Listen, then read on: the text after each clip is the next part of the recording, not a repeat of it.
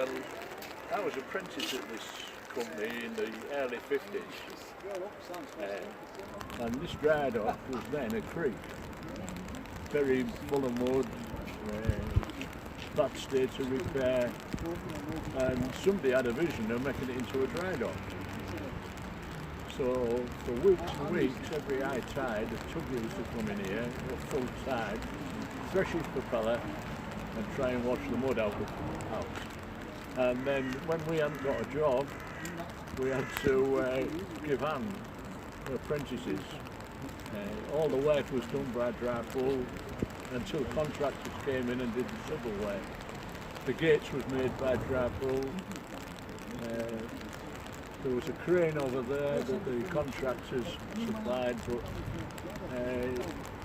Drypool bought that crane at the end and the driver came with it.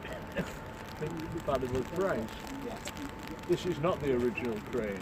The original crane ran along these lines here, which was put in.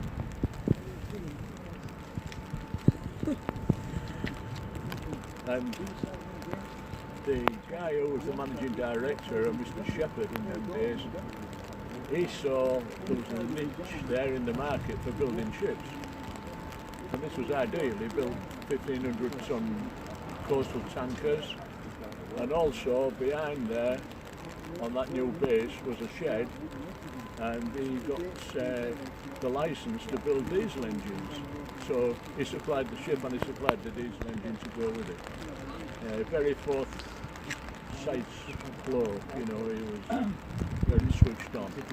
And then after that, for our sins, we spent many an unhappy hour in that dock bottom doing propellers and rudders and absolutely freezing cold. But it was all fun. Everybody got on in them days, everybody worked well, they all worked hard, and that's how it went. I started working in the late 70s on a casual basis after the demise of the fishing industry, where I'd served my time and worked there for 10 years. They used to employ you here on a casual basis in the latter years. If they got really busy, they'd set 10 fitters on, if not, they'd only have 6 or whatever. Work was ships in dry dock, taking propellers off, rudders off, even engine work, depending on what was required. So working here, especially like days like today in the dock bottom, you'd have a wind blowing down the dock bottom, and it was quite a cold area, especially in December, January times. It wasn't a very pleasant job, and also long hours. If the ship had only come in for 2 days, you had to work for as long as required, probably 12, 14-hour days. Quite hard work, mucky work, and very cold. In the summer, quite the opposite, very hot and dry, but the work's the same.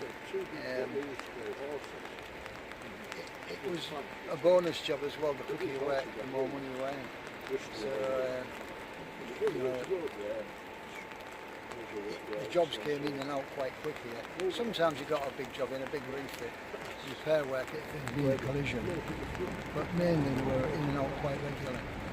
Also, in the end of the 70s, sometimes they didn't come in the dry dock, they would lay on the mud banks outside, and they'd do if they could do a job in 6 hours, you'd take a prop off and put a new prop on and work in the mud, which I suppose nowadays would be dangerous. You had to be quick because obviously the tide's coming in and you can't work as and when the tide's in.